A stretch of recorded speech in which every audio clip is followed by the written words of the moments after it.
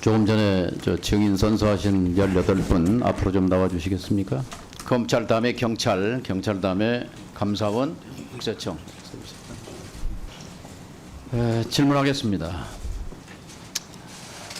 방통위가 아니라 특별수사본부입니다. 검찰 수사관 다시 한번 손 들어와 주세요. 세 분입니까? 선서 대표로 하신 이상준 경정. 마스크를 왜 쓰셨죠? 현재 수사 업무나 범인 검무를 하고 있어가지고요. 방통위에 와서 무슨 수사했습니까? 방통위에서 별도 수사를 한 것은 없습니다. 수사관이 왜 방통위에 왔죠?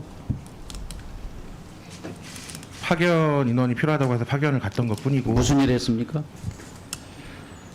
수사를 한 것은 아니고요. 저는 이제 검사 감독 업무를 맡았습니다. 수사를 한 건 아니다. 추원호 수사관, 예. 울산지검에서 파견 오셨는데 울산지검에서까지 방통위로 파견 올 만한 특별한 이유가 있었습니까? 제가 파견 온 게 24년 7월 22일에 23년. 24년입니다. 24년 7월 22일에 파견을 오게 됐는데요. 그때 당시 제가 승진 인사 대상자였고 검찰청에서는 승진 인사 대상자인 경우에 타청으로 인사 이동을 해야 됩니다. 그래서 어차피 제가 서울 쪽으로 인사 이동 대상자였기 때문에 기왕할 것도 본인이 희망했습니까? 네, 맞습니다. 와서 무슨 일을 했습니까? 보조금 감사 관련으로 예? 보조금 관련 감사 일을 했습니다. 고소? 아니요, 보조금 감사 일을 했습니다. 보조금 감사? 예. 수사가 아니고 네, 맞습니다. 검찰 수사관은 수사하는 게 일인데 경찰 수사관도 수사가 일인데 와서 보조금 감사하러 왔다 이 말이죠. 네, 맞습니다. 임성철 수사관과 양우석 수사관은 지금 무슨 일을 하고 있습니까? 현직인데. 예, 임성철 수사관입니다.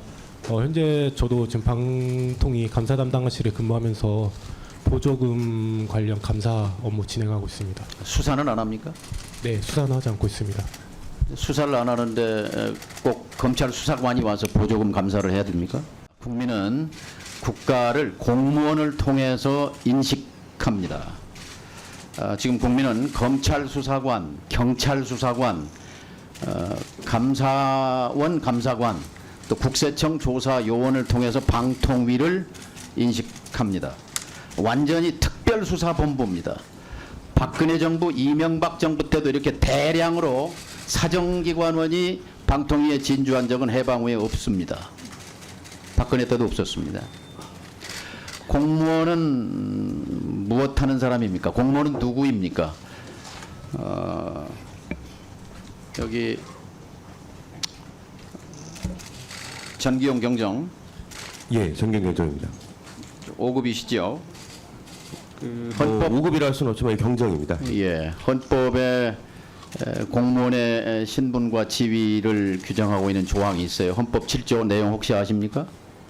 뭐 구체적인 내용까지는 모르겠습니다. 그러면 검찰 수사관 세 분 중에 누구 아는 분이 있습니까? 헌법 7조 공무원은 누구인가? 대답해 보십시오. 세 분 아무도 몰라요? 감사원에서 오신 네 분 헌법 7조 공무원은 누구인가? 아는 분이 있어요?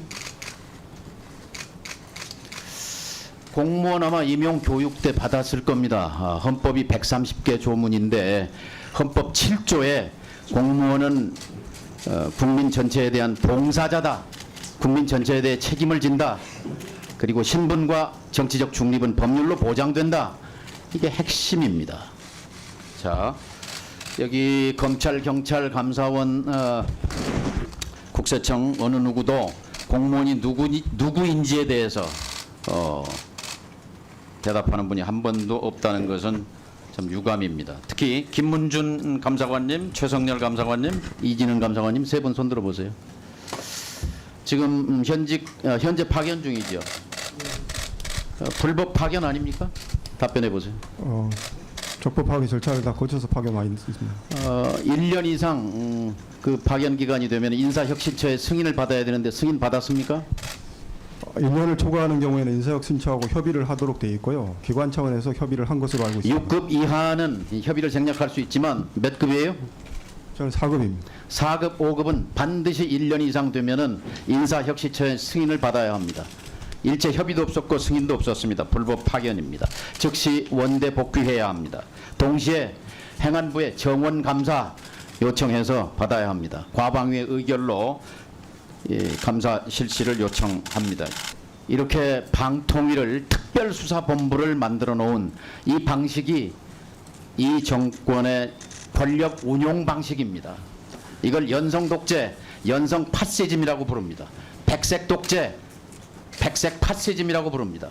형식은 삼권 분립과 그리고 형식 기구들을 작동하지만 내용으로 보면 다른 수단에 의한 민주주의라고도 부릅니다.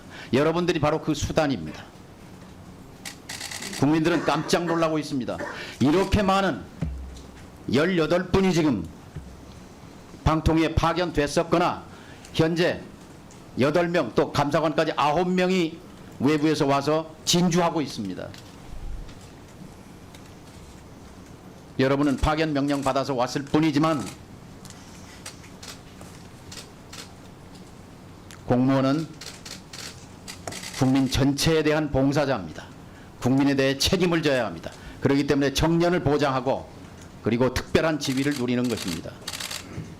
그리고 정치적 중립을 법으로 보장하고 있습니다. 그런데 여러분은 정권의 도구로서 일하고 있습니다. 방통위는 특별수사본부로 전락했습니다. 이걸 해소해야 합니다. 저는 방통위의 사정기관 진주를 방지하는, 금지하는 법안을 준비 중에 있습니다. 이 법을 곧 과방위에 제출할 것입니다.